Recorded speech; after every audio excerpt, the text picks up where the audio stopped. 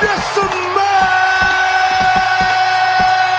what the rock is cooking. Recording live from 3, count them, 3 locations. This is Past the Rock. I'm Patrick, and as always, I am joined by 2 great men. Jacob, aka Bethke. Happy to be here. Mildly festive.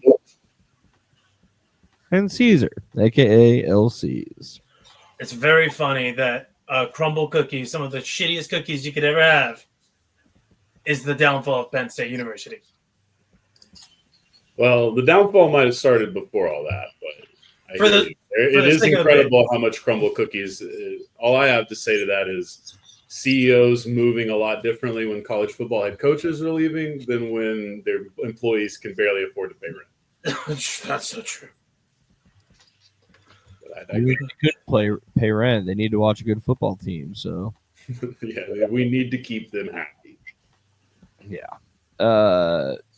So Thanksgiving weekend, a lot to get to. We won't spend too long on much, but thought we'd do a quick Thanksgiving check-in. Did you guys do anything standard stuff? Anything unique? No. I guess I contributed to the economic status of America by buying a big purchase on finance. That's a big topic right now if you follow the finance stuff. Later stuff. Didn't really. Yeah, I have a Nebraska Furniture Mart. It's like I can buy a Switch for a year and don't pay interest on it. Like obviously, but that's not the story of what a lot of Americans are doing. But that is a different story.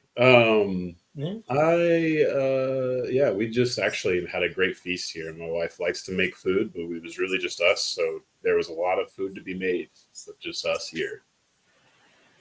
Nice. Nope. Yeah. No, I got nothing for you, man. It was very bug standard. We ate. We watched some football. Easy peasy. All right. Honestly, in my household, it's Christmas where it's at. Yeah. Oh yeah, no, I was immediately, everything has been up since Halloween, but now it's really getting crazy. I just don't have anything to put up, really. Yeah, I think this is our 3rd year straight of going to Gen Barbecue for Thanksgiving, which can't recommend enough. The only time you're going to get to go there without like a wait or a crowded restaurant. Oh, I see. I thought you were, because I mean, there's like Luby's is famous for always just being incredibly busy on this. No, they're not busy, which is unique for them and nice for me. And not crowded, so you can just eat as much meat as you want and still watch football because they have it on their giant screens there. So nice. That's tough. Yeah, it's been a great find for us. Where is that? Carrollton, yeah. That is Carrollton. I mean, okay. Yeah, there's one in Plano as well, and I think in Frisco. There's like 3 in the DFW that I'm aware of. I feel like I've been there. I'm pretty sure I've been to that one in particular. I'm not. It's kind of small, very dark. Very dark. I wouldn't say it is small, but it's like cramped. Like it's large, cramped. Yeah, it's cramped, but in a big space, which is really weird. It's like next to Daiso over in that area. Yep, we're getting Daiso. Okay. It's on the perpendicular strip. Yeah, I have been there. Yeah, okay, nice. But, it's good food. I agree. And the rotating sushi next to it is very good. Carrollton. Yeah, it's also done. I can't advocate for people to enjoy the culturalism happening in their metropolitan area more. You just showed me what Kura's current themed giveaway stuff is. Now I don't remember. It was something cool. I don't remember. It might be Kirby. Nice. Yeah. So that was Thanksgiving. We'll get to this later, but I did go to the North Texas game on Friday. Nice. That was fun as always. A little colder, but not too cold. Well, yeah, we'll get to some of that. What else? Anything else really? No, I didn't do any like Black Friday or Cyber Monday. Nothing's because the Switch 2 doesn't really go on sale. So no, I had $5 off actually. That was ooh. That's probably the biggest sale Nintendo's ever had. Well, I just did That was the other part of this. If this turns into a Nintendo Switch thing, then there you go. Because we've been learning very much how expensive. We still gotta get another controller. All these games are still $50. I'm gonna have one by the end of the month. It's just I got but there's some really good finds on there for like $3. I got House of the Dead 2. Like like the one where you're like at the arcade and you got the gun and shit. Yes. And so now I could just play that at any time with the Switch. That's pretty fun. So yeah, I got a lot of cool quick games. Obviously, I pay the extra for like the online stuff for like Super Nintendo, and the N64 and all that. How they backwards compatible stuff? They have like they're always adding more slowly, but they have a collection for each. It's not complete, but there's quite a few great games in there. When are they going to do Conquer? Yeah. Good luck. They remade that for Xbox, I think, at one point, but yeah. Well, honestly, the funniest part is playing Mario Party Jamboree, right? And I land on the Bowser space. Did you guys get the TV edition? No. I don't have the camera thing yet. We might do that eventually, but not right now. That's the most unnecessary but hilarious thing. I don't know videos of it, but do you think it's actually worth it? If you just have money to spend on it. Yeah, I don't know how much the camera costs, and I probably don't want to know either. I just know that it looks hilarious, and it's really dumb, but it's hilarious. Yeah, it didn't sell me with the people showing me on it, but we might eventually. But no, I was playing on it, and I hit Bowser, right? But it's not worth the extra whatever the camera costs and the extra like $20 on the game. Yeah, and then you have to buy the add-on or whatever. But yeah, so I hit on Bowser, and it's fucking Bowser's Revolution, right? And I'm cracking up because I'm just like, this is some fucking. It just Japan hits you hard as motherfucker with the capitalism propaganda. I was like, everyone gets the shit stolen and equaled out. Oh, it cracked me up, dude. I do appreciate that the Bowser stuff is a mixed bag of like it could be terrible, it could be whatever, it could actually not even matter to you at all. Like I honestly, when I hit it, I thought I doomed myself completely in the game, and I ended up hitting that revolution. Yeah. I got a last offshoot here before we dive into the real content. I've gotten into watching some YouTube channel where these people just play games a lot, and they've been doing, or they have a bunch of videos where they play Mario Party, but they try not to win, and that looks really fun. That I like is that. an interesting concept. There's like rules set out, like you have to get a star if you have the coins. Like there's you can't avoid some of the stuff in the game, but you have to like try to lose. But anyways, that's a psycho rabbit hole I've been going down. Very interesting. We'll get into the regular stuff here as I pull up. I think it's just sad news when it comes to your North Texas hockey team. So, yeah, a couple Stars, if you aren't aware, currently are the second best team in the league. And also the second best team in the conference right now, because the Avalanche are having a pretty near unprecedented start to the season. So the Stars being incredible has kind of gone under the radar nationally, as it would anytime. But then we got hit with a couple of big injuries in the last week or so. Leon Bichelle, promising young defenseman, he's gonna be out 4 to 6 weeks, I think. Yeah. And then of course the big news, this happened last night, right? That happened pretty soon because I saw the news. I mean, unfortunately, that was probably my only connection to the North Texas hockey team. I was trying to think. Yeah, so I got in the car to do something, and I hear that they're helping Tyler Sagan off the ice because he can't skate off. That was bad, so I just turned it off because I was upset. And we're hearing now that it's an ACL injury, so he's definitely going to be out for the season. So the question is, will he be able to come back for the playoffs? I would guess likely not. Just he's not a young guy. Not a young guy. He's had several injuries in his past, mostly back and hip, but I'm sure that makes recovery even more difficult. So really sad considering how good the year's been going. He's still been playing well, and this kind of wasn't an injury we thought would be the one that took him down. So who knows? But the small plus side, if you want to call it that, the opportunity, I guess, that you could say that this presents us with, is that if they don't believe that he's going to be back for the playoffs, they have something like $3 million of extra cap space all of a sudden this season, and that could do a lot. Jim Nill can really cook with that. So you said in the season, or is this after? So the way it works now is whatever your salary cap, basically your salary cap in the season has to match the playoffs.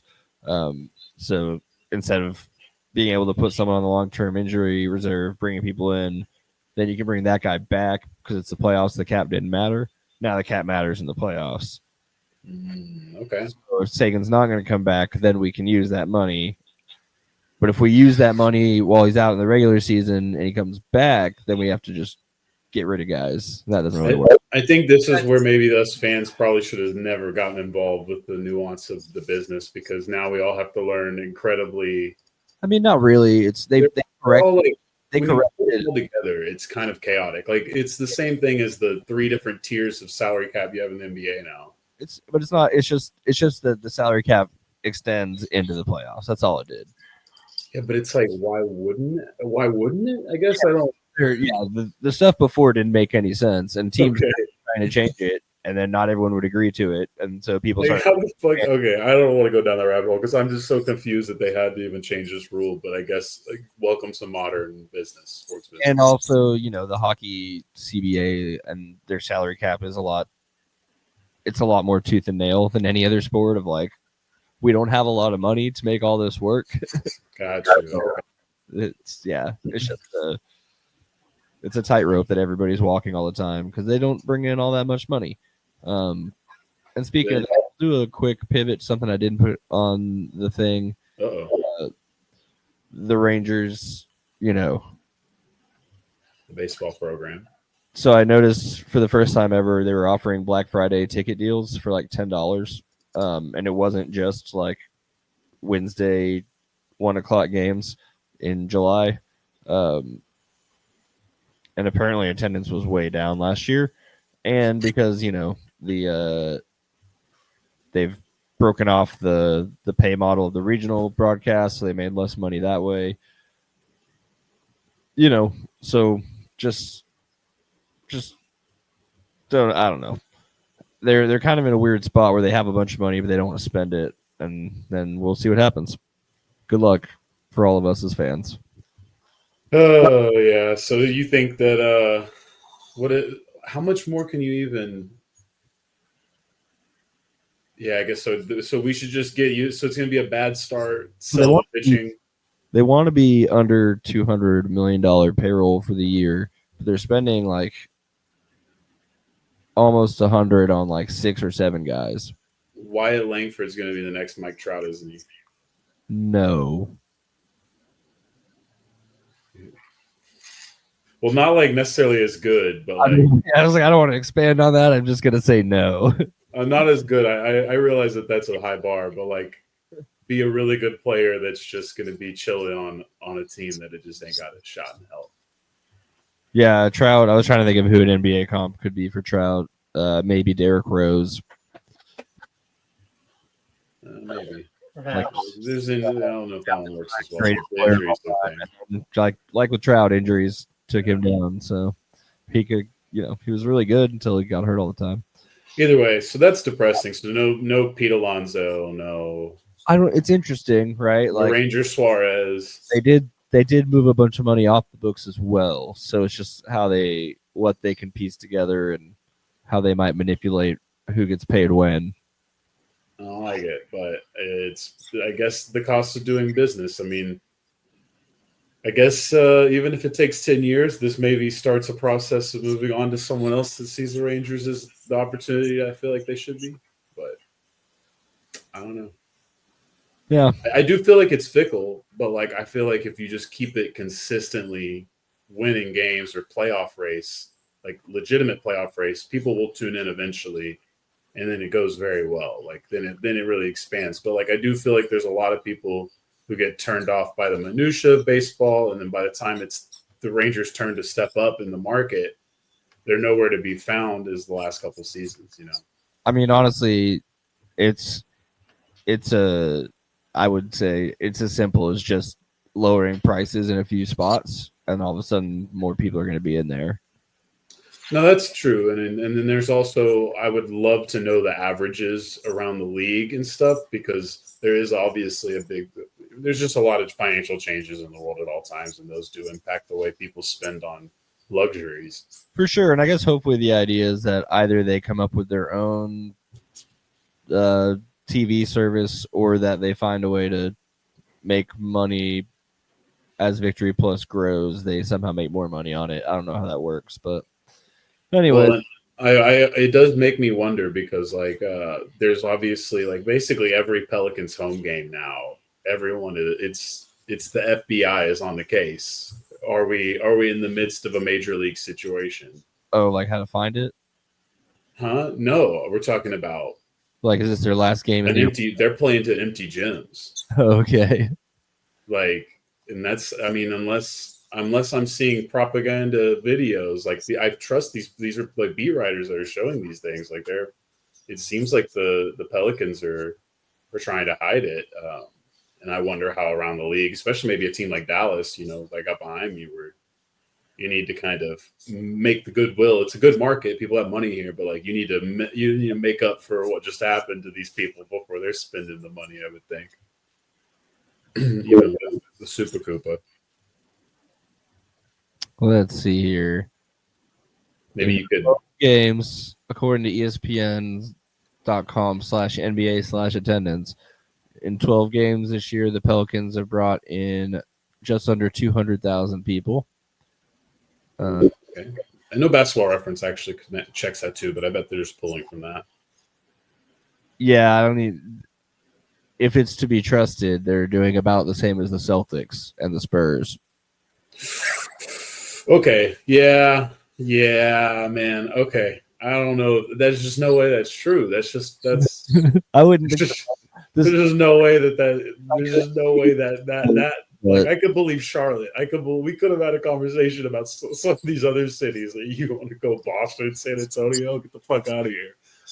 Oh, I mean, Boston knows they kind of suck this year, and maybe the fans don't care as much. That's fair. Are the Bruins good? Honestly, I haven't been keeping up with the West or the East at all this year. So if the Bruins are good, then that might also be really fucking with the Celtics' money. They are okay. Honestly, that might be enough, because I did notice when I was there for playoff basketball and hockey how much of a difference that city was for one team and not the other. And the other team was good. I mean, they didn't win the title that year. But they were about to be, living up to expectations. So, whatever.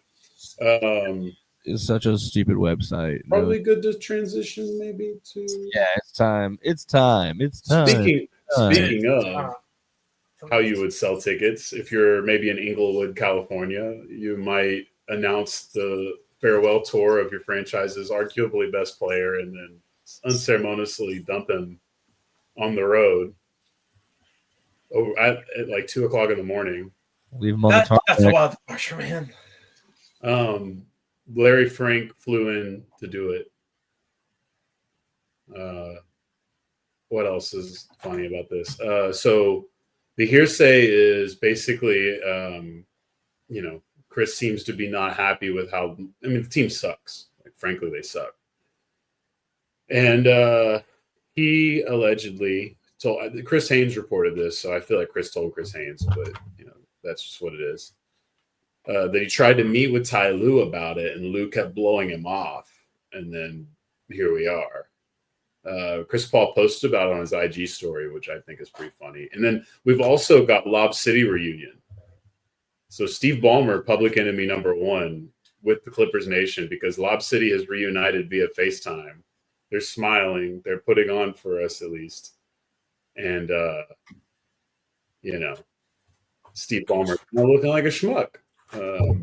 It's also worth noting that Kawhi Leonard about a week ago, maybe a week and a half ago, made a comment in the post game about how they need more talent if they're going to win. Like, you know, how the reporter gives you a question about, hey, dude, you guys lose a lot. That kind of sucks, right? And he was like, yeah, dude, we don't play with enough talent. We don't have talent, and that's why we lose. And so that's not a great – that's an awful quote. It's not exactly the quote you're looking for, I would say. So, yeah, Pablo Torre was here. It's crazy that not only is Oklahoma City going to prosper so much off of this as they will, but it's also just really remarkable that the Clippers have been relegated seemingly by themselves back to the doldrums of basketball and out of nowhere, really. I mean, I guess the Kawhi Leonard breakdown is you can just call it as simple as that, but this whole thing is just, it's so bad. It's so bad. I saw someone say that they'd be winless if James Harden hadn't hit his head and thought it was 2020 again. I watched James Harden live in this city with my friend at the game. We had great seats. James Harden was amazing. It was an honor to watch what I felt like was the James Harden I had grown accustomed to in action. Now, was there a lot of D'Angelo Russell on the opposite side and whatnot? Yes, of course, that is what it is. But at the end of the day, James Harden was balling. Ivica Zubac also probably deserves a lot of credit for keeping that team afloat because it's bad. I mean, I feel like I know way too much about the depth of the league in a lot of ways. There were guys being played on that court that I had to pull my phone out and look at. You know, I was stunned. I mean, they were literally playing two-way guys more than the roster. It's not a good situation. Don't forget Ty Lue is wrapped up in the gambling thing as much as aspiration is a part of the franchise. So, like, there's so much cloud over the Clippers, and they've just got this big, beautiful arena. And honestly, the wall seemed to look kind of cool. And there was hope for Clippers fans with this season. Bradley Beal breaks his back. There's this freaking catastrophe. There's this aspiration thing that's the big cloud.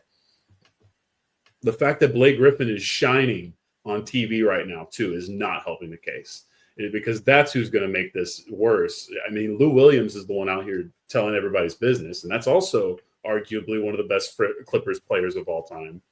And so there's no way that you're having a good day if you're Vince Staples right now is all I got to say.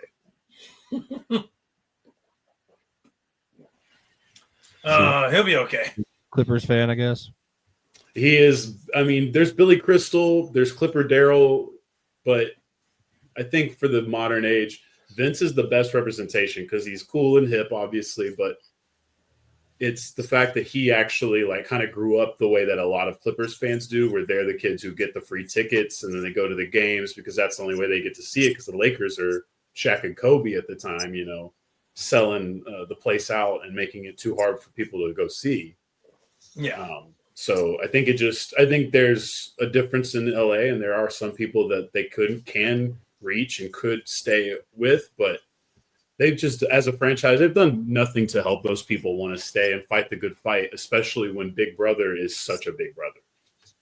You know, like we're going to talk a lot about Big Brother, Little Brother on the show, but when it comes to Laker Clippers, the fact that people online even try to make it like this because the Lakers were so irrelevant after Kobe before, like between Kobe and LeBron, and the Clippers were finally useful, but like overall, that just didn't do anything. Didn't do it. Like, what is there? There's more public courts in LA with the Clippers logo on it. That's all there is. That's all they have to show for it. They might be able to make a trade. A lot of people might be able to make trades. We have rumors of Giannis. We have rumors of Ja. We have rumors of Zion. We have rumors of Trae Young. More interesting guys to me like Herb Jones.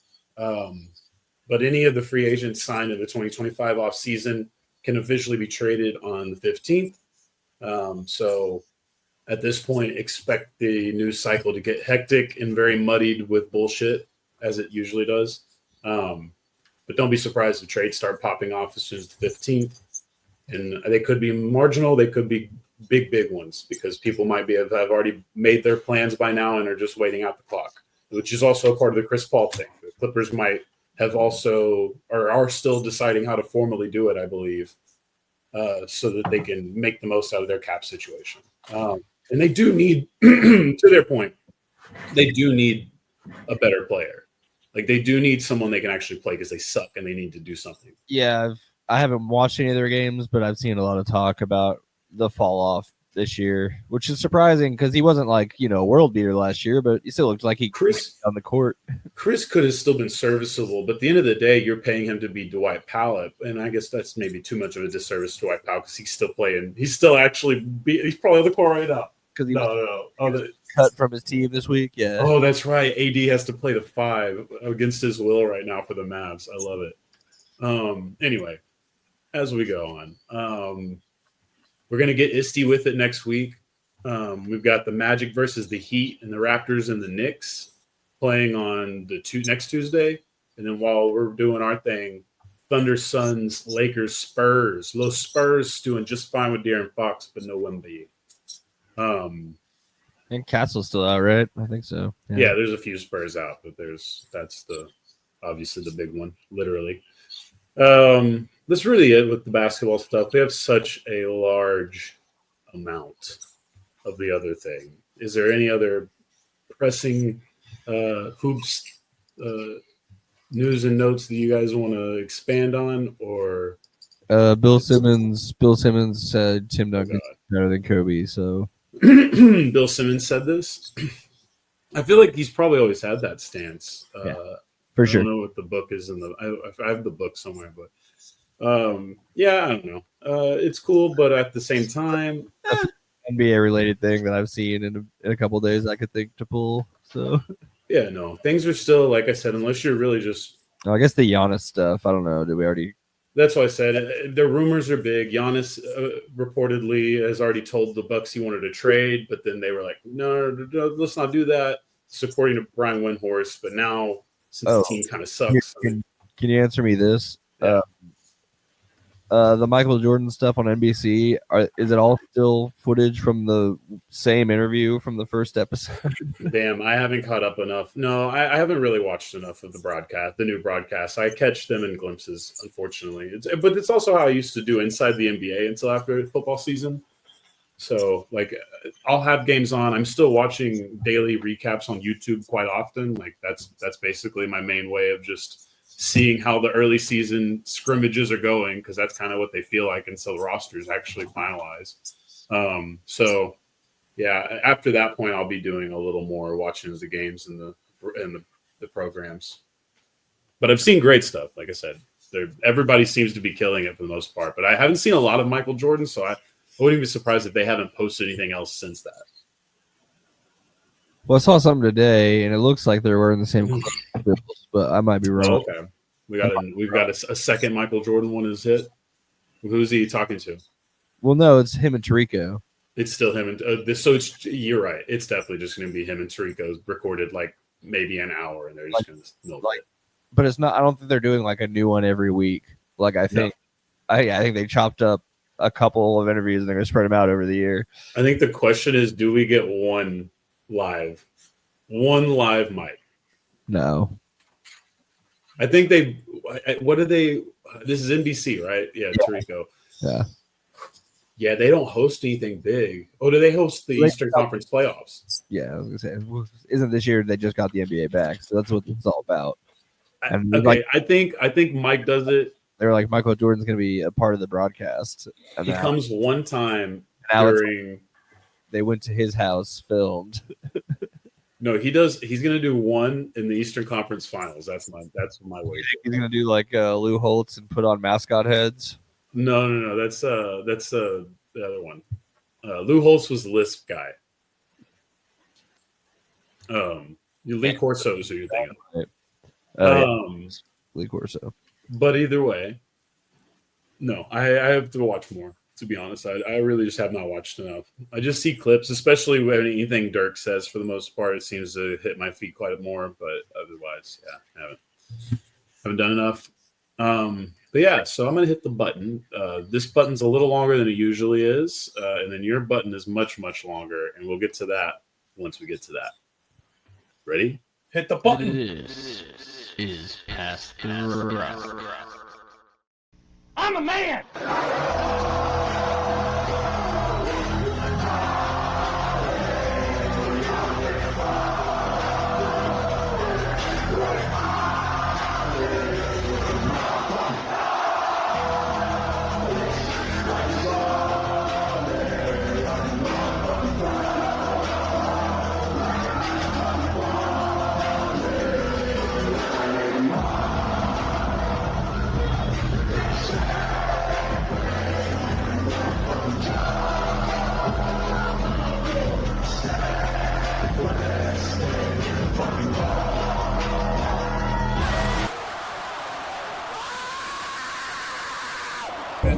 So you want to walk in here and call me a hoe? We'll see how it goes.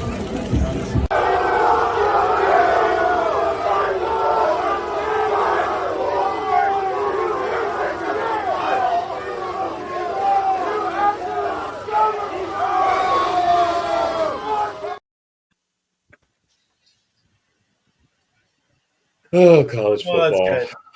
Oh, Lane. The gift that keeps on giving. Yeah. I didn't really want to go that long on the whole Lane Kiffin saga because it just got so weird and so like unnecessary, but it was funny.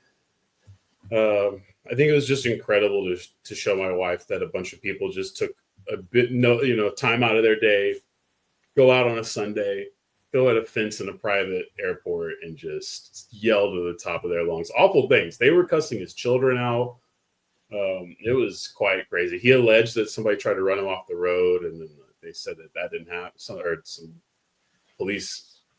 Did you see earlier today? He had released some long statement about how his players were even asking the administration for him to continue coaching at Ole Miss, and then all the players that are brave enough to go on social media, like, yeah, not a single player said this. Yeah, there was a lot of rebuking of that, and then there was also there was allegedly the leaked press conference, like someone recorded the team meeting where they told everybody. And I guess we can start there anyway because we already hit most of the talking points, and if we haven't, they're all over the place. Pete Golding is now the head coach of the Ole Miss Rebels. Forever, like he's interim and forever. Charlie Weiss Jr. does come back for one game, but he is going to be Lane Kiffin's new offensive coordinator. Their defensive coordinator in LSU is to be determined. Is he only allowed back for a game, or just for as long as this run? For the playoffs. I was gonna say that's such a weird concession to me. This was done in a couple of ways. They didn't want to get punished. That was the biggest one.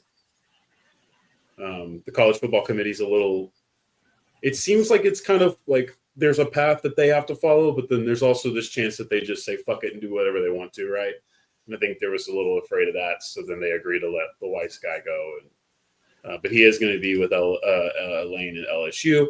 As far as Lane at LSU goes, I think this is a slam dunk hire. I think they should have always done this. I think that it's unfortunate that this is the only path to acquire a coach, and therefore you had to take the full Lane Kiffin ride to bring him in. At the same time, I do appreciate the Charlie Strongs of the world, right? The people who want to win football and life, as they put it.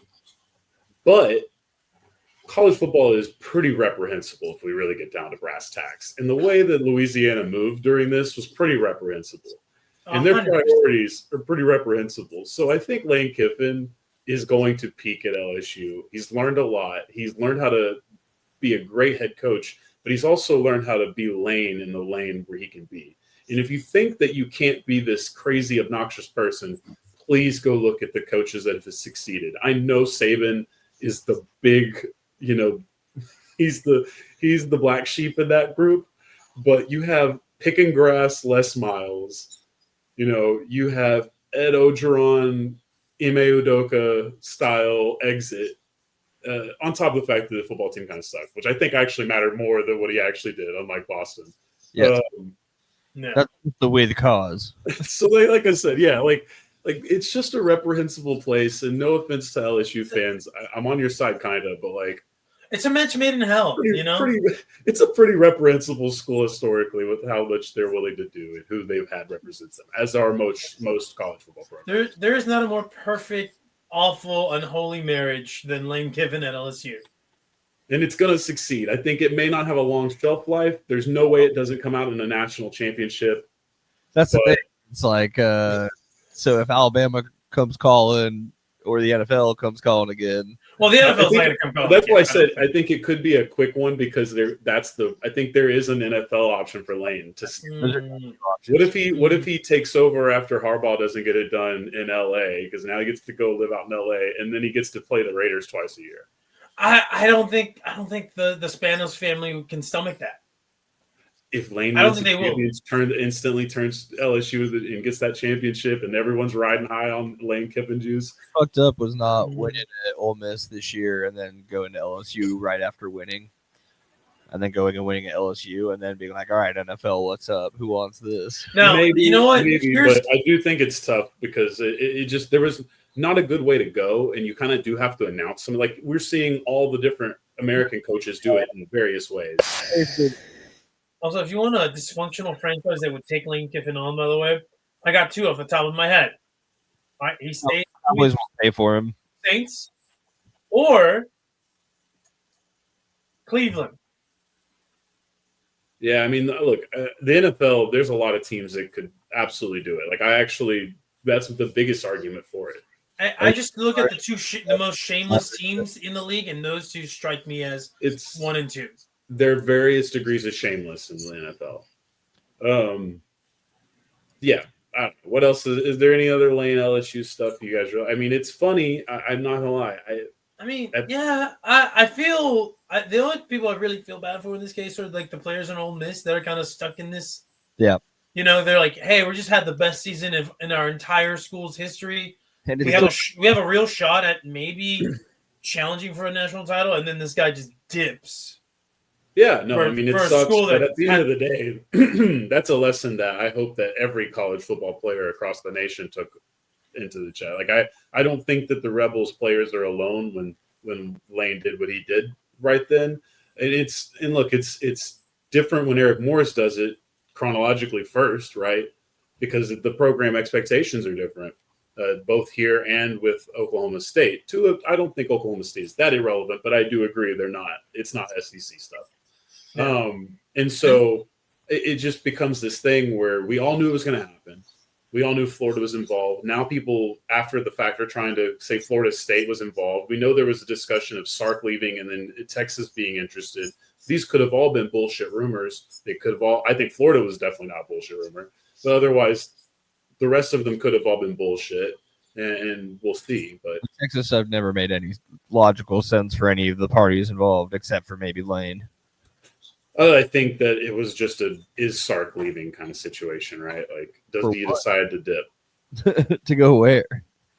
That's an interesting question. I don't think Sark would be going anywhere, but clearly someone decided to take some piece of information and try to make it legit. I know Sark defended against it vehemently, and obviously we have plenty of time to get to Sark's defenses later. But really, it's just like, hey, at the end of the day, I can always see these coaches leaving. I don't think there's that much resistance. Don't matter. Huh?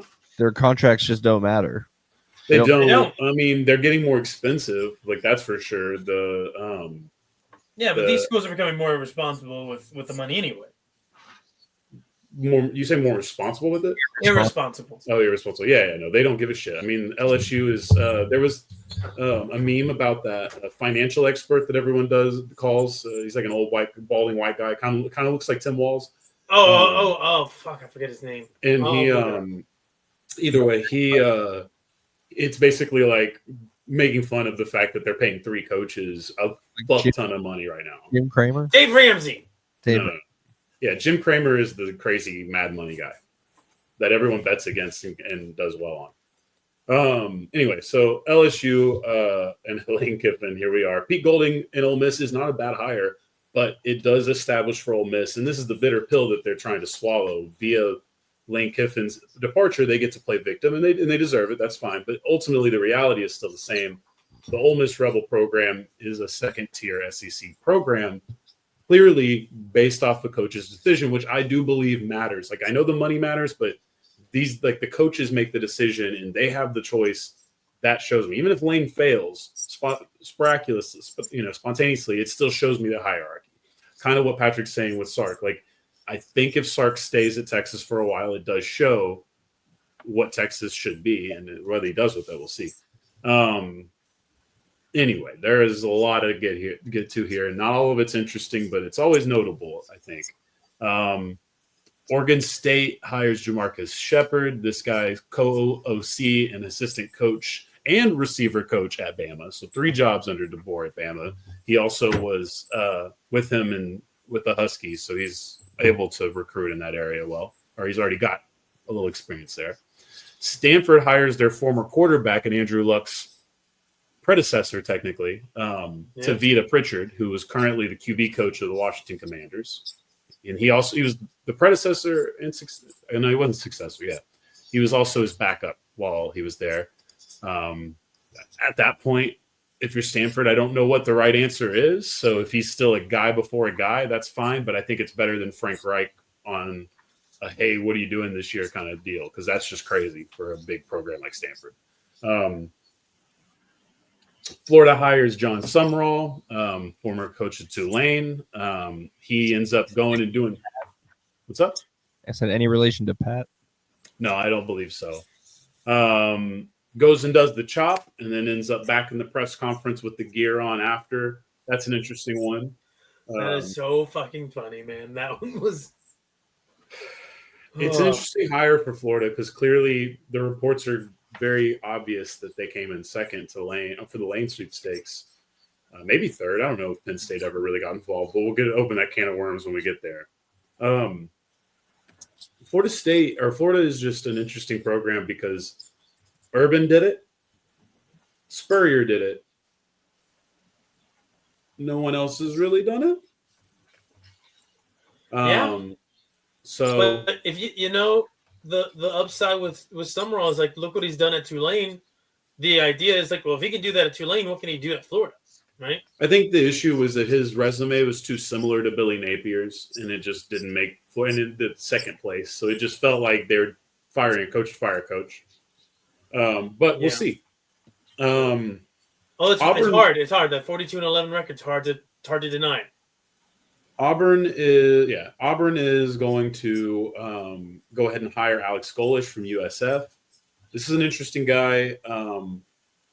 His background has also made him a little bit not a super big, like a popular guy in college football for political reasons, funny enough, because this guy's background is just a little too much into communism, like actual, like historically, like his father was like Russia, right? Right, yeah. And so the second he left, the USF fans turned in a way that I thought was quite telling of how some of these people really feel about this stuff. I don't put that out on Alex Golish, but I thought that was interesting to note. This seems like a good one for Auburn. I think this is the right kind of hire. I've seen a lot of really fun things from this guy as far as like when you're the consumer. I talk about this with Schottenheimer with the Cowboys. Like, I don't really know how great of a coach he is compared to others, but I know as a fan, I'm enjoying the experience, right? Like, this guy's fun for me, at least. I don't know what that translates to, but Alex Golish has that. It'll be interesting because his record isn't bad, but it's not one of those records where you're like, hey man, this is outstanding stuff that you did at a small time program. And it's honestly good. 7-6 and 9-3. Look, you hired Hugh Freeze thinking that he was just going to come back and fix up the league again like he did at Ole Miss before he got caught, and it just wasn't. It wasn't the case. Maybe because he chose the wrong quarterback to start the season, but it is what it is. Funniest part of the hire, though, Auburn fans are happy to find out that he does not have a publicly posted golf handicap score. Unlike their other coach who golfed so famously much that that's actually where he was let go. His tee time famously got canceled, and that's how they figured it out. In disappointments, I didn't really go too crazy with the memes on this one because at the end of the day, it looks like Arkansas fans have come around a bit already. But Ryan Silverfield from Memphis is now the new Arkansas coach. There was a bit of a protest. There was a lot of January 6th memes. There was some fun at the Hogs' expense. At the end of the day, though, he did already start to get a couple of kids to flip and stay in Arkansas, like some Arkansas kids stay inside. So people have already warmed up a little. Biggest reason people aren't super happy with them is Memphis was kind of a disappointment, and I think I would think that's fair. They had a tougher schedule than UNT did, I would say, but they were kind of expected to be, without a doubt, maybe undefeated in here. And the way the season played out, it felt like there was a lot of times where they dropped the ball on that opportunity, maybe to only be in the same position Tulane and North Texas are with one loss, or with 1 and 2 losses, whichever.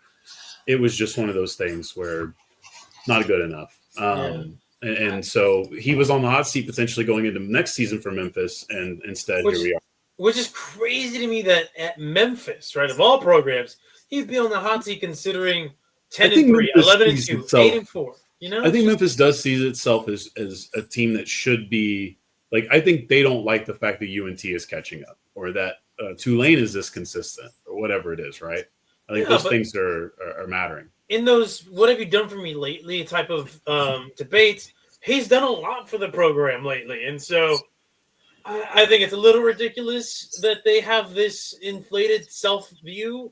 But well, now he's got an inflated NIL deal because he's got Tyson Chicken and he's got Jerry Jones and he's got Walmart. Oh, now that for sure. I'm not sure he gives much money to the football program.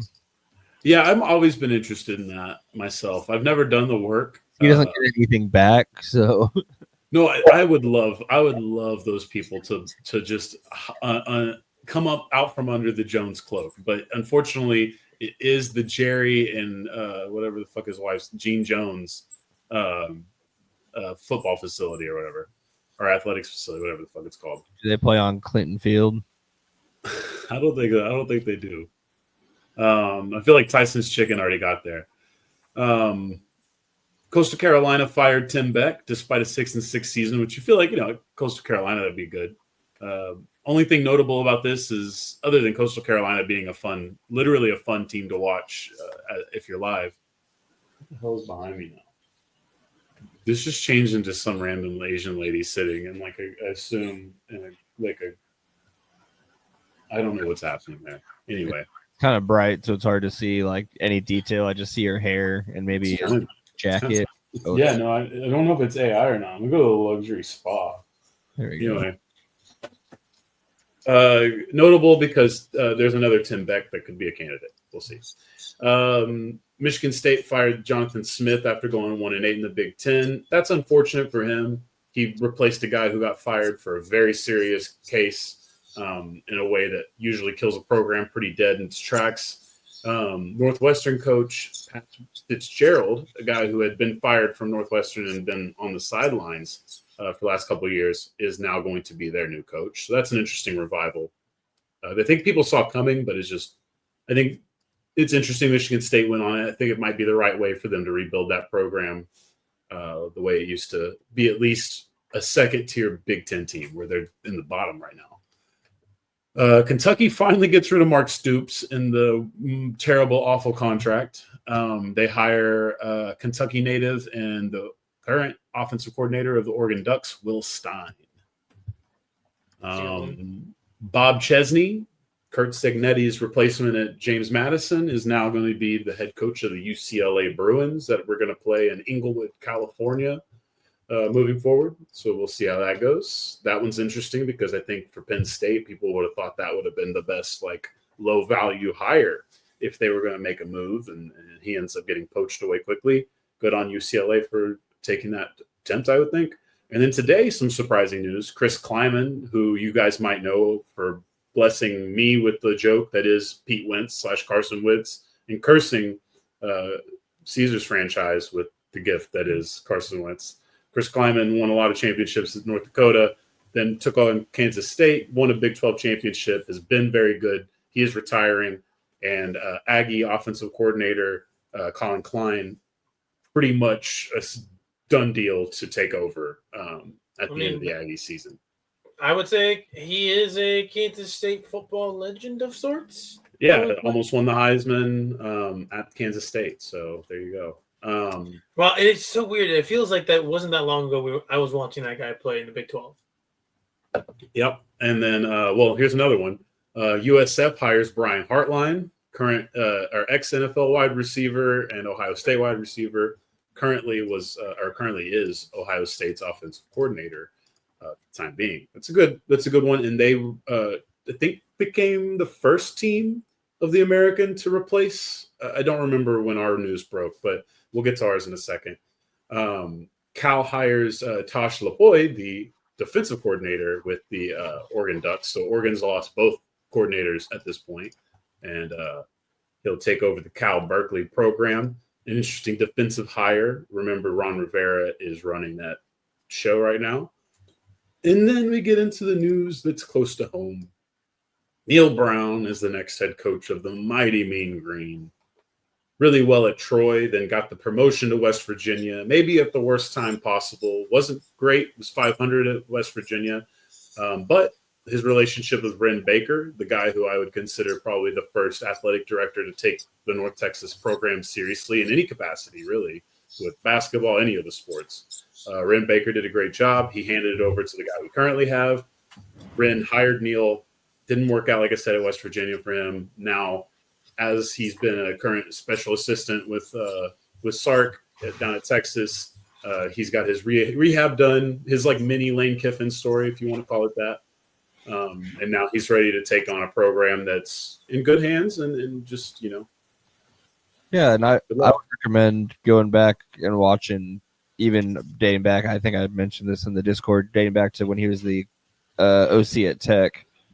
That was some pretty fun stuff he was doing, and I think you might get to see bits and pieces of that here. So that's the point, is keep it. That's all I wanted. It was keep it offensive. Don't try to rebrand the team in somebody's random image at this point. Based on his style, it feels like he'll be good at recruiting athletes, which I think North Texas is really good for, guys who are like not necessarily slotted in the right spot. They're just athletes.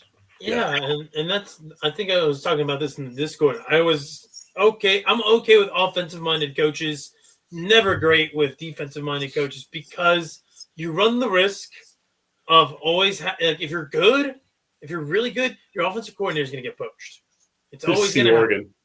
Yeah, your defensive coordinator is never going to get poached because you are the defensive coordinator, and we're just like, it's just, you're going to cycle through so many offensive systems when you are the offensive system, or rather you're you are the creator of it. It doesn't matter if your OC gets poached because he's not the one calling plays anyway, unless you're having a bad season and you need a scapegoat and you give up play calling ahead of time, like some NFL coaches are wanting to do. But looking more into this guy's history, I'm intrigued, especially with what he did at Troy, West Virginia. Like you guys said, he kind of came in at a bad time in West Virginia's history. Well, I mean, Rich Rod's still trying to revitalize it. It's just they need more money and attention on that program, and it just it's not the ideal place to go. Yeah, it's just like, talk about a team that you step up in conference and then you step down in quality of play. Like outside of that, I'm looking at his coaching record. 2023 was his best record at West Virginia, 9-4. So I don't know. I look forward to seeing what he can do. He's a little bit on the older side. I thought they would have stayed young.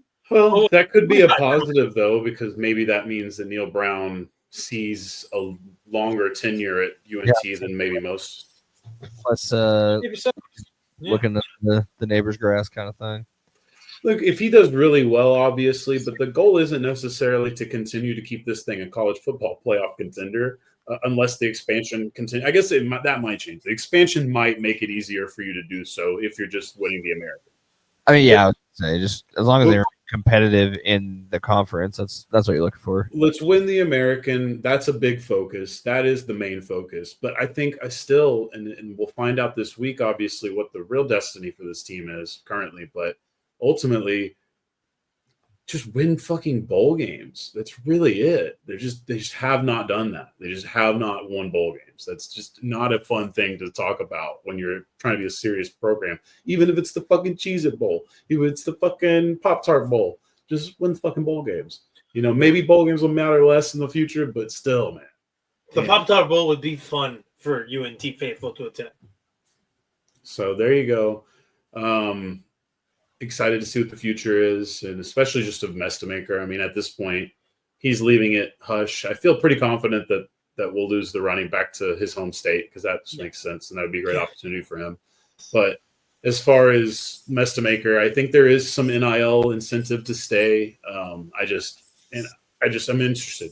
I think there's more NIL incentive to leave, but I think that's true. But I think with what he already has, I think he could maximize what UNT is. And if he doesn't think Neil Brown, I don't know. Maybe it's as simple as him going, but I imagine he's just going with Morris. But I think Eric Morris also could see the opportunity to not rush Mestamaker into a bad situation and be like, hey, look, let me just take over what I got to take over, because this might not be good year one.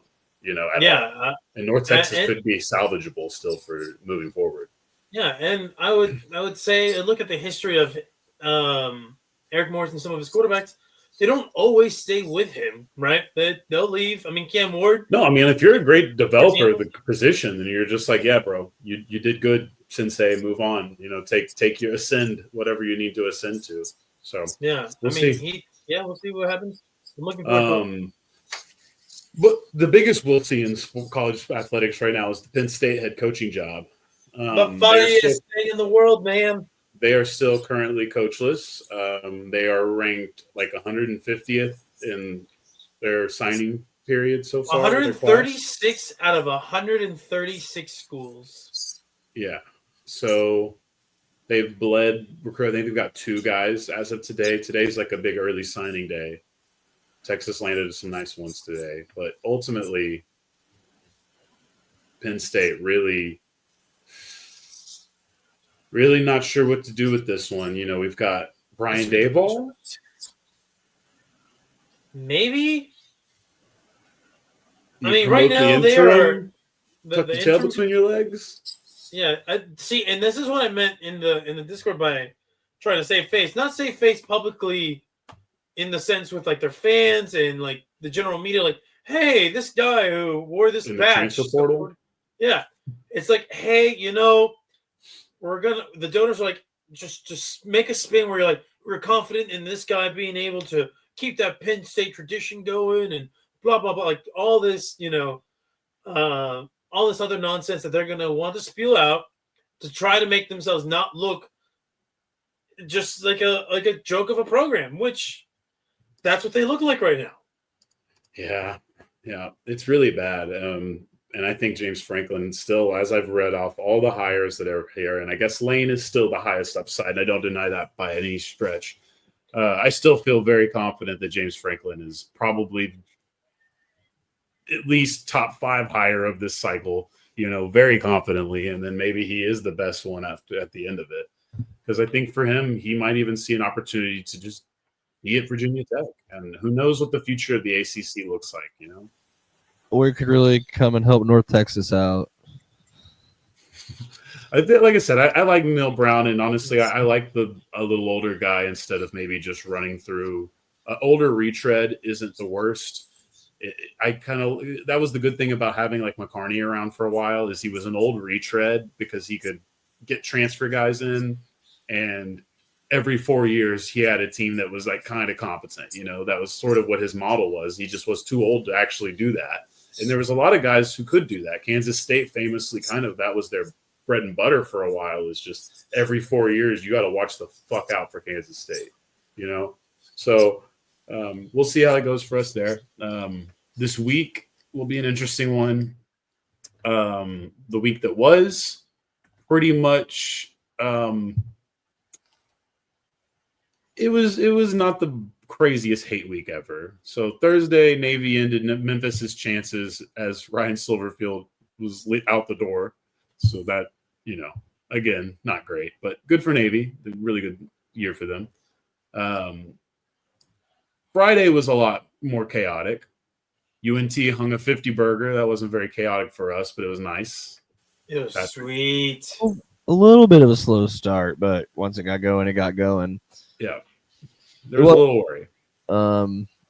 It was very cold, and they have one cart that sells coffee inside there, and it was obviously, a 45-minute wait. That's hilarious. North Texas Mean Green. That is just who they are. They don't know how to handle this situation because they've never been in it. They don't. Yeah, to be fair, you're probably you're only going to host so many December games. So no, well, hopefully not. But yeah, either way, you're looking at before they turn to bowl games. So did you stay the whole game? For the most part? We left early fourth quarter. Fair. It seemed like a lot of the faithful had dipped by halftime. Look, sure. Sadly, it wasn't in all that full to begin with. It seemed like no one was taking senior day or Eric Morris's last game or Drew Estimaker's last home game seriously. Potentially, it is Black Friday. UNC's deserted during Thanksgiving week. That's true with the student body and stuff. This is hopefully year one of actually building the culture. So. And it's going to take more than just one. So if this is all year one it is, it's all year one is. It's more about consistency. Same with the issue with the Rangers. It's like, look, you don't have the luxury of being the Cowboys and being useless and still selling out. Like, it just isn't going to happen. But it was a great game. Hawkins is so good, dude. Yeah, no, he gone. Yeah, he gone. And then I'm trying to remember. Yeah, they tried to do the shirtless guy build up thing again, and let it go. But again, had to crap out pretty early because it was again like 40 degrees outside. We're also talking about a program building culture. People were getting really upset at UNT for this, and I'm like, look, you don't understand. Most of these people do not understand the rules of football. I guarantee you, most of those people are like still in the tens of how many football games they've ever seen live in their entire life at any level. Like, well, I mean, my only gripe would be that it's just stealing from Oklahoma State, which is funny. Now it's ironic. Yeah. Now it's a little different. And there was also an Oklahoma State fake poster still trying to like make people believe the Jason Garrett rumors, which I'm really frustrated from that person. I'm like, what do you get out of this, bro? People like to troll. The UNT fan base. Yeah, you guys killed it. It was a great game. I'm glad I got to go to two of them this season. I was really hoping that Tulane would crap the bed on Saturday so that y'all could host. Because I'm not driving 11 hours or whatever to Tulane. So right, no, yeah, that didn't go the way it wanted to. What was the final there? 27-0 against the like 1-win Charlotte team on Saturday. Yeah. So that was a later game Saturday too. So you're just sitting there watching all of this stuff transpire and just like, let's see, maybe. And then it just quickly didn't get too bad though. In other news Friday, Indiana fucking wrecked Purdue 56-3. The Georgia Bulldogs survived a dogfight against Georgia Tech 16-9. This was in a neutral site. People were not happy with it. I agree. Neutral site games should only be for the playoff. We should make sure people are hosting these games in their college arenas. Well, okay, the one that's been doing it for fucking ever. Yeah, my one. If you have a tradition at an old historic one, like even if it's in LA with Pasadena, that's fine.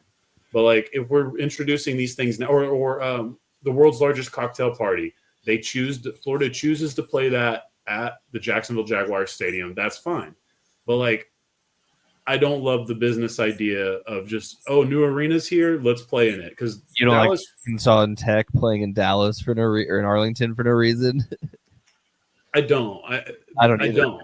I don't love that little thing. But that was Jerry's consolation prize for staying his dirty hands off of Red River, right? So that was a big deal, and ultimately we won with that. We really did. The whole city, everybody, both states, everyone won by telling Jerry to suck a fucking nut with that one.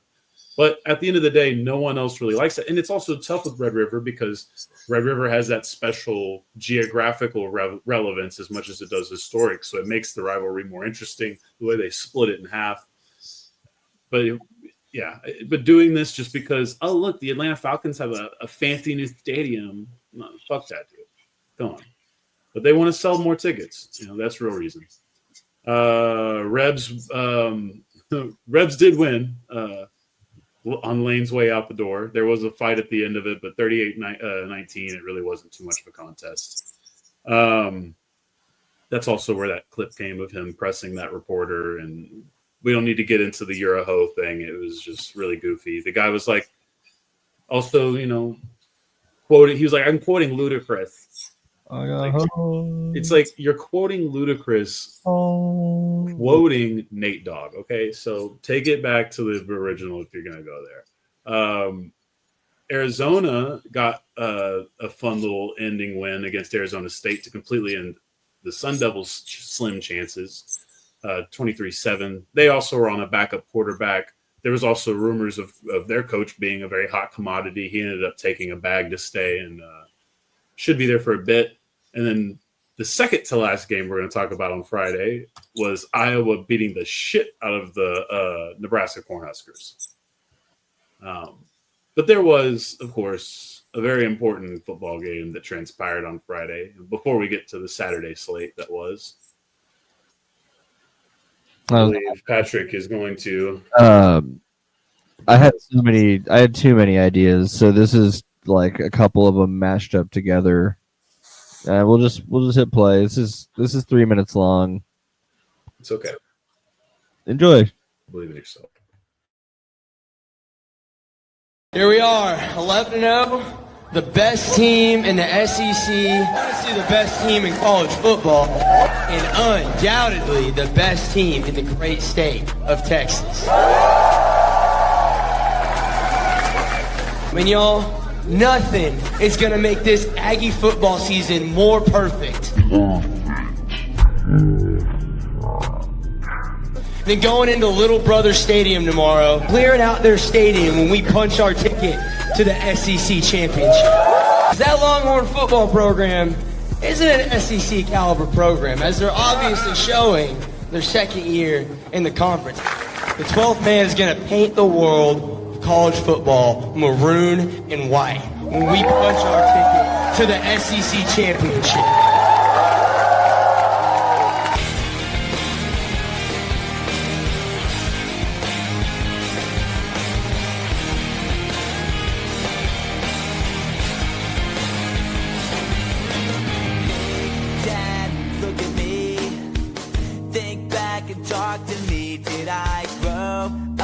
According to plan. And do you think I'm wasting my time doing things I want to do? But it hurts when you disapprove all along. And now I try hard to make it. I just want to make you proud. I'm never gonna be good enough for you. Can't pretend that I'm alright. And you can't change me, 'cause we lost it all. Nothing lasts forever. I'm sorry, I can't be perfect. Now it's just too late, and we can't go back. I'm sorry, I can't be perfect.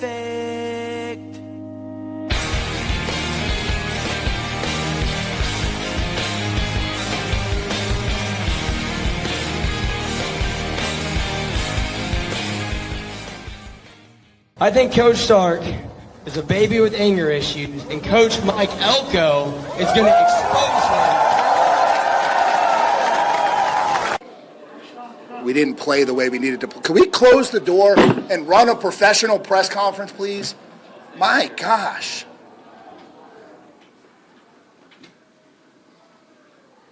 Sorry. Oh, the tears of unfathomable sadness. Yummy. Yummy, you guys. Well, Ags, happy Thanksgiving.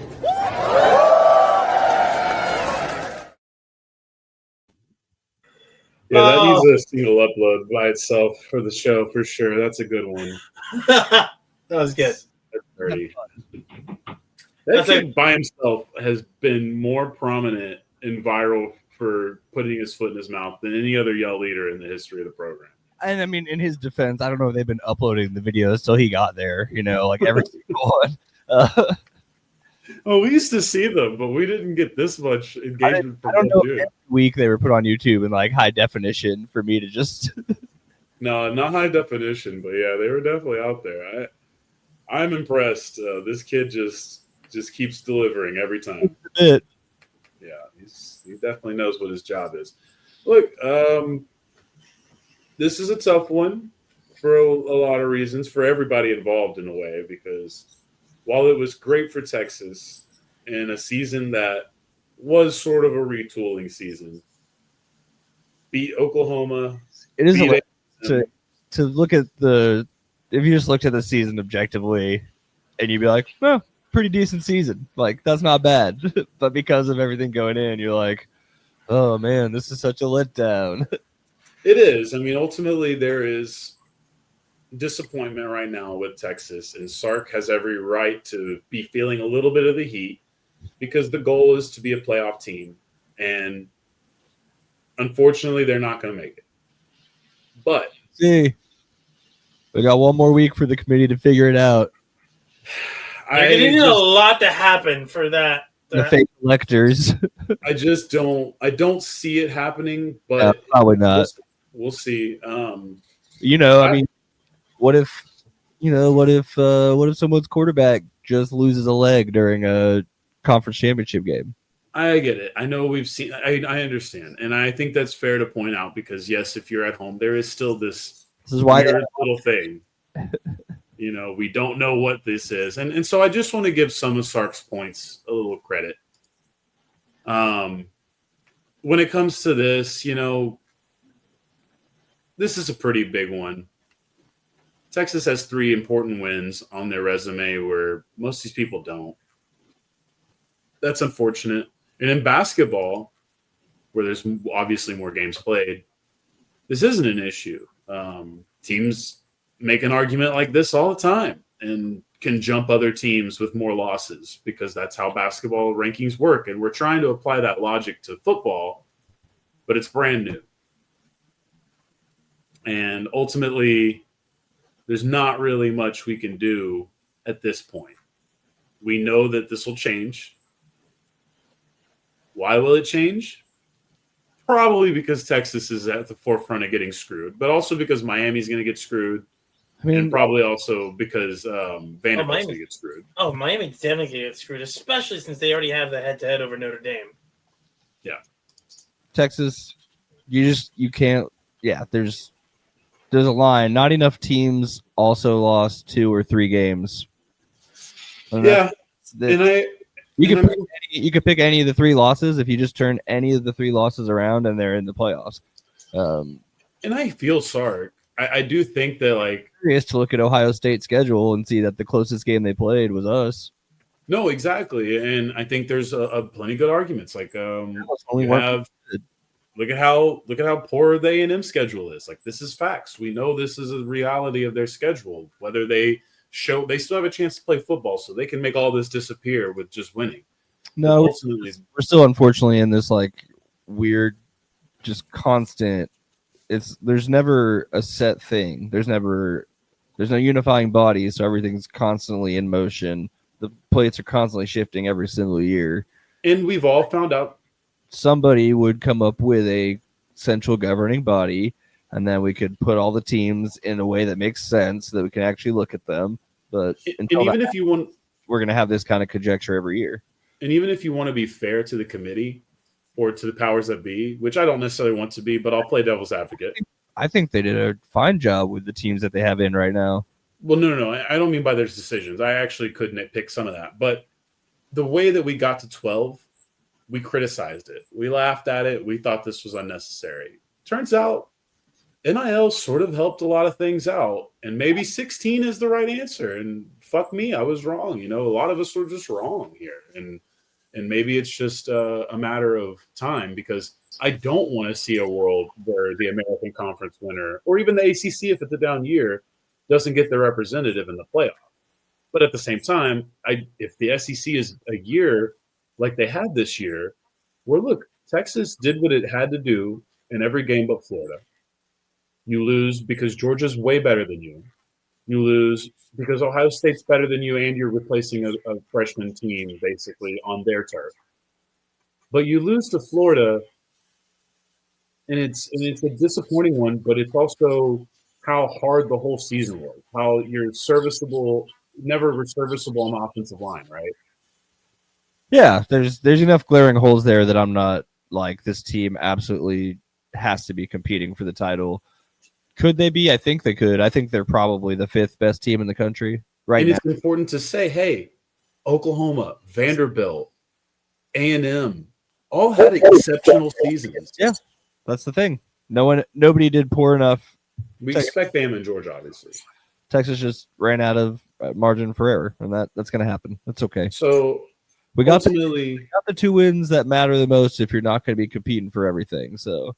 Especially because Sark leaving rumors are dead in the water now, and Arch leaving as a result would have been the only way Arch leaves, because he seems very excited about everything. I mean, he's a part of the fucking Cowboy thing. Like, he seems to like it a little bit more than most of these kids. I mean, they didn't just pick Texas on a whim. Well, they might have not picked Ole Miss on a different whim, but yeah, I do agree. Ultimately, Texas won them over with Sark and their ability to think Sark is going to be there for as long as Arch wants to be there, at least. So, yeah. Ultimately, other side notes, because I'd be remiss if I didn't mention Texas improves their all-time record to 78 and 37 with 5 ties versus the Ags.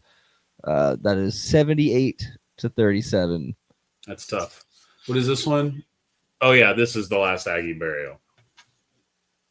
30 years, TCU, Baylor, SMU, Texas, Houston, UNT, UTSA, and Texas Tech have all played in a conference championship game more recently than the Fighting Ags. It's funny that yell leader called them little brother, called Texas little brother. Oh, they did that. That's a repurpose. Yeah. I've always grown up hearing that kind of shit. It always cracks me up because I promise you, at least with the sidewalk folks, not necessarily the alumni. I can't really speak for the alumni side. For the sidewalk folks, a lot of Texas fans do not have even an ounce of thought about being called little brother at all. But the conniption is completely flipped on that one. It's the doing horns down. It's just all that. It's the same. Everybody does horns down. So unfortunately, I feel like they got swagger jacked more than makes it even more hilarious. I think that's funny. I think it's funny they got swagger jacked on that one. Agriculture school talking about sawing the longhorn off. They're but A&M, keep going. Hey, you still get a chance, right, brother? We'll see. That was really fun. In talking about the football of it, it's second half during that game. I left out. That video could have been 15 minutes long because I wanted every highlight of every interception. And ultimately, I think the Texas defense impressed me, and I criticized them pretty heavily. And I still think that they deserve some of the blame for this season, especially the Florida loss, where I think they could have salvaged that a little bit. The defense was incredible. They basically turned the water off on the run, and then it forced Marcel Reed to be a different player than he's been so far in a very comfortable season, and he didn't deliver. Line did the opposite. They found something, and all of a sudden Wisner looked like the Wisner we thought he could be for a little bit. Yeah, well, Texas A&M's defensive front definitely met its match, and so for all those kids' draft prospects as well, I think you want to hope that they perform exceptionally well in their next opponent with whoever they may face, because they're going to be good. At least we know that, for the most part. I think right now they're currently slotted to rematch Notre Dame, right? Yeah, they're still slated to host, so that's why they should be playing a decent one. Maybe I don't think they would end up getting the high seed on the host, but we'll see. So in other words, Michigan did not get involved because they lost 27-9 to the Buckeyes at home. Ryan Day ends the streak. Oregon Ducks punched their ticket more or less because they won 26-14 in Seattle against the Huskies. OU didn't fuck it up against LSU, and therefore they're probably in 17-13. Bama survives the Iron Bowl 27-20. It would be crazy to pull Oklahoma out after ranking them at like 9 going into the week. Oklahoma's had an impressive season, but yeah, they fucked that Texas game up. Miami runs it up on Pitt. Doesn't matter. They're both out. Sarkin and Cristobal exchange some back and forths, but they're both going to be able to exchange drinks on the beach because they're not going to be. Who and Cristobal? Mario Cristobal's the who and him? Sark. Steve Sarkisian. What? Can you not hear him? Why Cristobal? Mario Cristobal? Yeah. The Miami head coach and the Texas head coach will be sharing drinks. Yeah, because they were sharing words. I don't know why that wasn't working in my brain, but I got you now. Yeah, the two coaches had some shit talking in the press.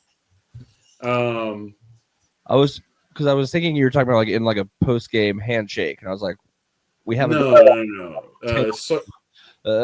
Sark said some snide shit like we didn't run up the score by calling a fade. He basically just said the play that they ran to make sure the score got a little out of hand in that Pitt game.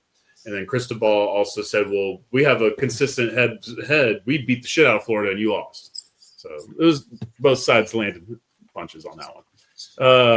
Vandy waxes the Vols in Knoxville as their consolation prize. So Texas and Vandy both getting to hold hands in the consolation prize room. Vandy became the last team in the FBS to have a 10-win season.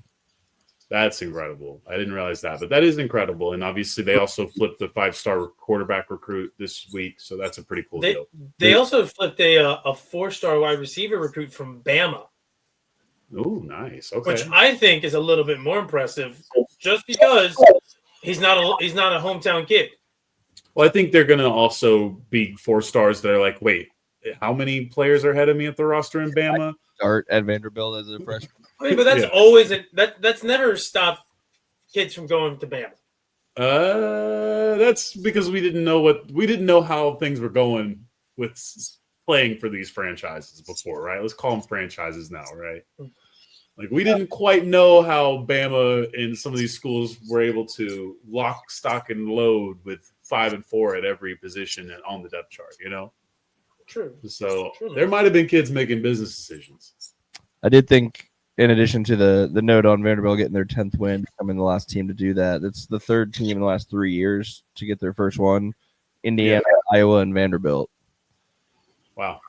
That's pretty cool, though. I'm glad, and like I said, Vandy's here to stay. They also kept Clark Lee through this process, especially Clark Lee was a big deal he was kind of one of the last Penn State shots fired before. Penn State has gotten every coach paid this offseason, dude. Paid. USC handles UCLA again, sort of a consolation prize, but USC would have even a way worse argument than Texas with their losses. I think 3 losses. Virginia will play in the ACC championship game. If they win, they're likely in. Who knows? SMU goes to Cal Berkeley and completely blows their chance to sneak into the playoffs. Louisville blanks Kentucky on Mark Stoops' way out the door, even though they were down a bunch of players. And their coach also just recently committed to the school instead of going to Penn State as well. Clemson beats South Carolina pretty handedly. Dabo also admitted that they will be using the transfer portal for the first time. So good job, Dabo. Minnesota takes Paul Onion's axe over Wisconsin 17-7. James Madison beats Coastal Carolina 59-10, so they're still alive in this thing potentially. Florida ends their awful season by stomping the shit out of Florida State Seminoles, who have to retain their coach because allegedly they're too poor to get a new one. Although they also went after Lane Kiffin, so you love how the rumor mill just contradicts itself quickly. NC State makes sure Billy B goes to a bowl in his first season in North Carolina, 42-19. UNLV, you saw a little bit of this. That was New Mexico. I'm sorry. New Mexico is where the guy stole the pylon. If you didn't see that in the opener, the guy just nabs a pylon and shoves it under his jersey with the official right next to it. It's great. But UNLV beat Nevada 42-17 to go 10 wins. And, of course, their head coach we might remember him. What was his dick? He'll be back soon. Dan Mullen, Dak Prescott's former coach, and the guy who also did decently at Florida, but then got fired. He has them at 10 wins, and he's also petitioning to be in the championship. So if they win if UNLV at 11-2 wins the Mountain West over Boise State, that would also be like a funny one that no one's talked about, but I don't think it'll happen. But like that would be pretty funny. Wazoo beat Oregon State 32-8. Gentlemen, do you know why I think that's relevant? Because remember, that's the Pac-2, at least for the final year. Yeah. Oregon State won the first one. Split. That means they are splitting the championship this year for the Pac-2. They're not playing a tie break this week. No tie break. They're just funny. Splitting it. They learned their lesson. Conference USA this week is our Friday. So Friday and Saturday are basically cut in half. Everybody but the MAC plays on Friday. MAC, for some reason, plays on Saturday with the big boys. But that's pretty fun. It's probably just because of the field that they play on. That all the other games that are Friday are being hosted by the best team in the conference. All the games hosted on Saturday will be hosted on neutral NFL fields. All of them are NFL fields. Getting action on an NFL field? Yeah, MAC actually plays their championship at Ford Field every year. Conference USA, Action's a pretty big deal in that region. Conference USA, Kennesaw State is going to play Jacksonville State. Sun Belt's going to be Troy versus James Madison.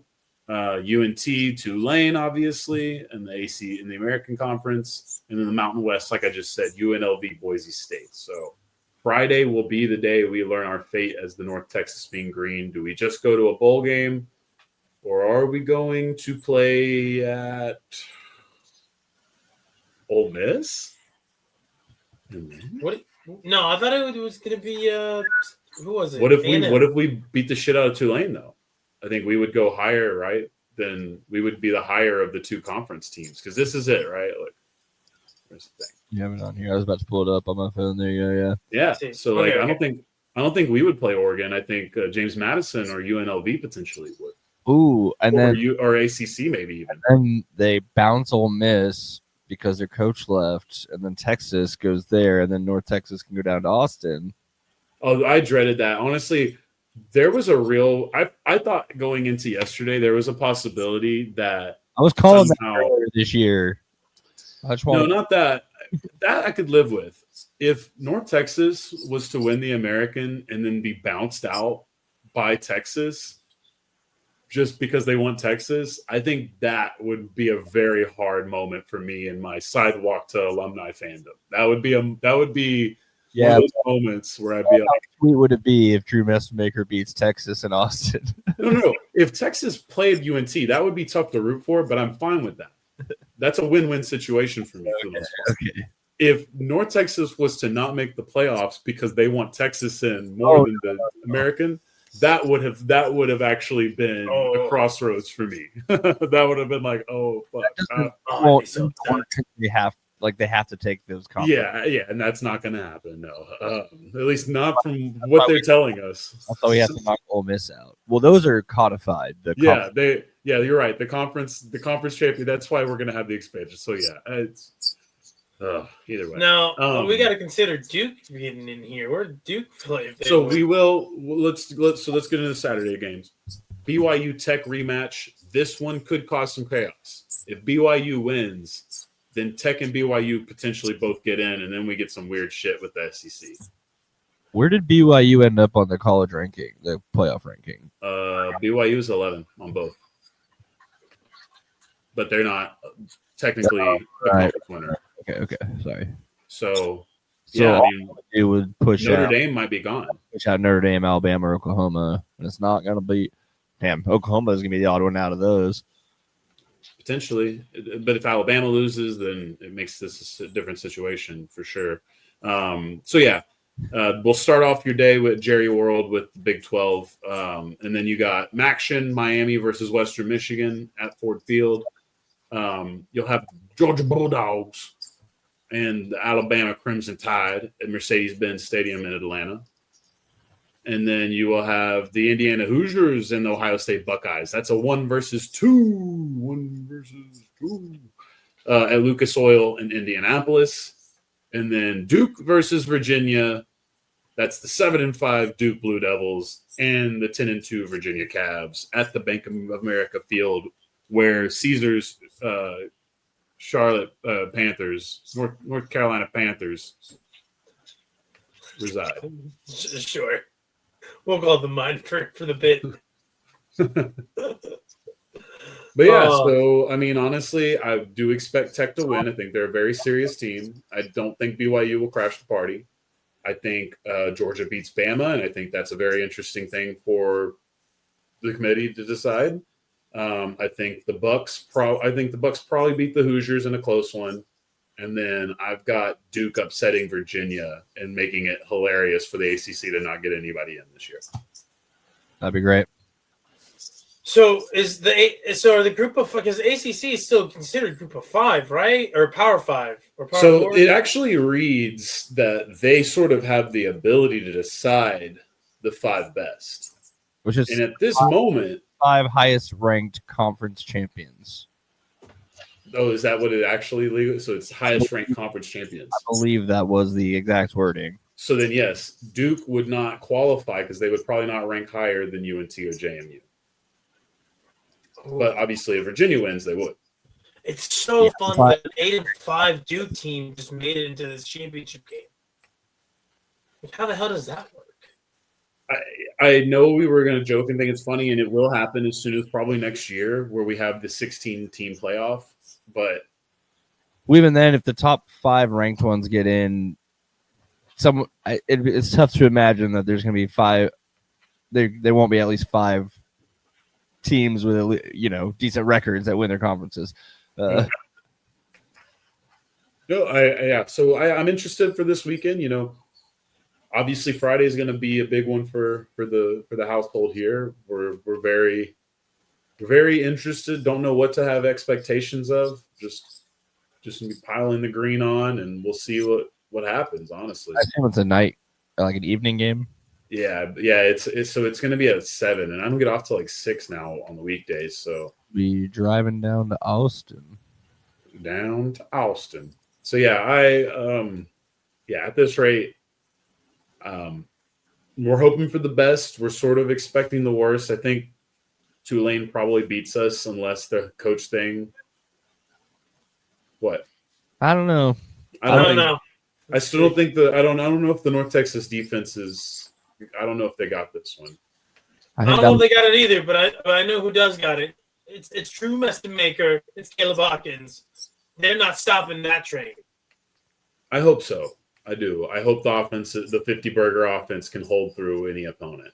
And it has for the most part.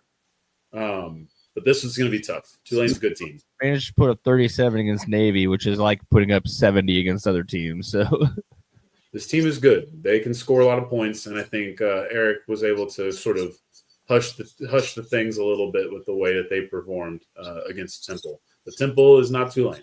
Also, I watched UTSA hang almost a 50-burger on this Tulane team. We can put that number up on them as well.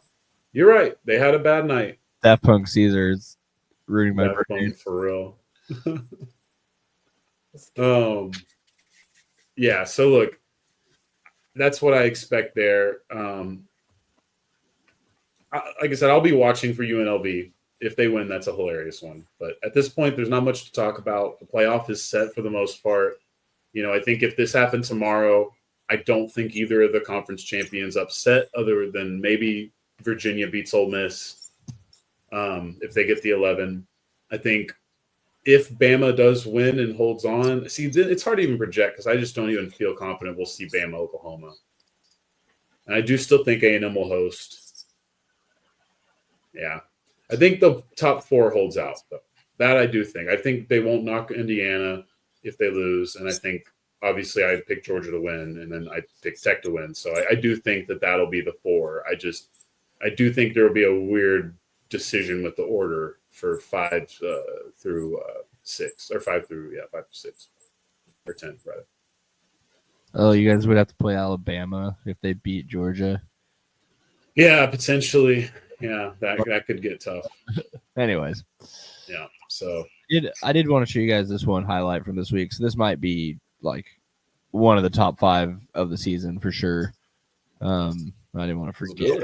This is from Rutgers. This is someone named KJ Duff. And he's going to make one of the coolest catches I've ever seen in my life. Nice. Don't you worry. We'll get a little better highlight than that. You just really couldn't let the Penn State fans go this week, huh?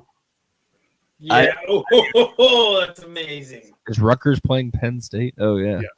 Look, that's a Big Ten matchup right there on Rivalry Week. What do you mean? That's a powerhouse program. Rutgers is a Big Ten team. I didn't know that. They're New York, right? They are in Jersey. Jersey, okay. But they are the birthplace of football. They have a decent stadium situation, so that, they could technically. It's Northwestern is also attempting to take a leap up in the Big Ten, so we'll see what they do in the future. There was a point in time where Rutgers was the number 1 or number 2 ranked team in the nation. I think in the 2000s.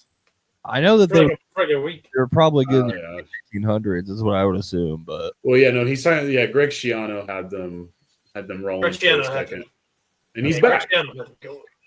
But number 7 during the 2006 season. All right. I think it was where they peaked. All right. Well, that is the Fusen. Boy, what a week it's been. Boy, what a season it's been. Thank you guys for letting me expand the coverage. Obviously, at this point, things are going to come down. This one right here is the best. Yeah. This one we're excited about. We're really excited about the potential for that one next week. I just love the layers. The athletic department right there. That's the head of the athletic department. I love the layers. Sorry. I don't know if someone did this, like they made it in one go and thought it would be funny to stack all the logos underneath, or if they were just repurposing it and forgot to delete the layers, but it looks really cool that way. No, I think this is 100% just the pure beautifulness of a DFW sports fan through and through, going through phases of their life. I would love to know if there's a Cowboys logo at all on this, but there's a good chance there's not. No, you would see it. It would stick up. Maybe, but that's the only part that breaks my heart is the ones that just can't bear the Cowboys anymore. But that's fine as long as you're not a Chiefs fan. They just don't have any reasons to be erect. They don't have. That's true, but at the same time, this is your home. You know what I mean? I don't want to do the bit, but all those great teams that I've seen in my life. This is a great one too, right here. That one. What game is that?